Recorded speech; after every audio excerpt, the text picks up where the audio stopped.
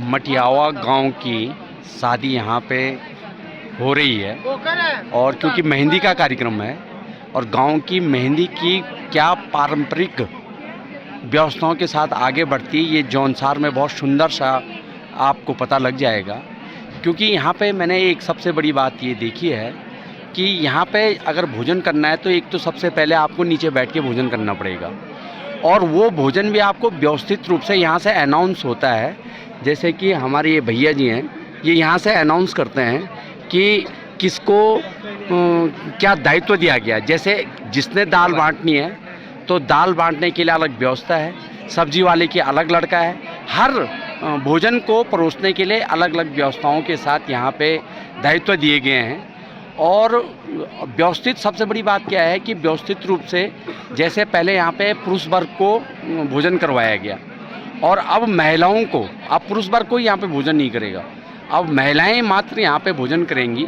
और महिलाओं में भी फिर यहाँ पे दो रूप हैं, एक जेठुड़ी, जितनी भी महिलाएं हैं, मेरा आप सभी से निवेदन है ये जो जेठुड़ी और जाठुड़ी शिफ्ट है ये राइठुड़ी और जाठुड़ियों के लिए आरक्षित है, तो कोई भी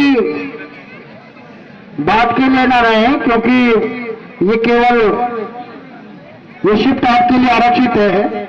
जितनी भी महिलाएं हैं वो जल्दी से जल्दी पंडाल में आ जाएं।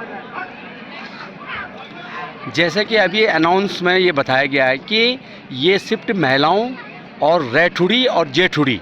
रैठुड़ी का मतलब ये हुआ कि जो छोटे बच्चे शादी, जाठुड़ी का मतलब, जाठुड़ी का मतलब हुआ जो छोटी बच्चियां हैं। जेठुड़ी का मतलब हुआ कि जो छोटे बच्चे होते हैं जिनकी शादी नहीं हुई है वो जेठुड़ी हुई है और उन बच्चों के लिए। और फिर दूसरा होता है रैठुड़ी।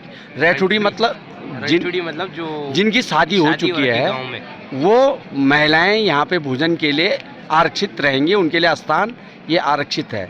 तो ये एक सुरेंद्र सिंह जी से निवेदन एक बार चेक कर लें, अगर सभी महिला आ गई है यहाँ पे भोजन पूछ लें कि कोई छुट्टी तो नहीं है, उसके बाद हम भोजन शुरू कर देंगे। ये मैं हूँ और मैं भी, क्योंकि हम एक मेहमान के रूप में थे इसलिए हमको यहाँ पे परमिशन मिली, आप यहाँ पे भोजन कर सकते हैं। वरना क्योंकि महिलाओं के लिए भोजन अगर यहाँ पे दिया जा रहा है तो इसमें कोई पुरुष वर्ग भोजन नहीं करेगा, लेकिन हमारी परिस्थितियों को देखते हुए हमको इजाज़त दी गई है। गांव वालों ने हमको कहा है कि आप बैठ सकते हैं, आप हमारे मेहमान हैं। और क्योंकि हमें अभी शादी से वापस देहरादून भी जाना है इसलिए हमारा बैठना भी बहुत ज़रूरी था। और ये रैठुड़ी और जेठुड़ी वाला जो सिस्टम मैंने आपको बताया और जो महिलाओं वाला, मतलब गांव की जितनी भी महिलाएं दोबारा यहाँ पे भोजन नहीं करेंगी, अभी इसी लाइन में यहाँ पे भोजन करेंगी।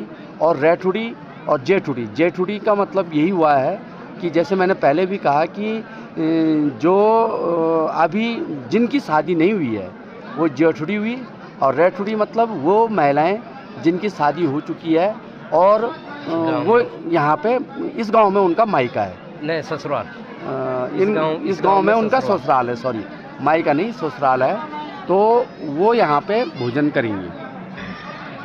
तो बहुत बढ़िया लगा। जौनसार की पहली शादी में मुझे सहभागिता करने का ये पहला जो मौका मिला है, जौनसार की संस्कृति से रूबरू होने का जो मुझे एक मौका यहाँ पे मिला है, उसी जौनसार की परंपराओं को, जो यहाँ की व्यवस्थाएं होती हैं, उन व्यवस्थाओं को मैं आप तक पहुँचा रहा हूँ।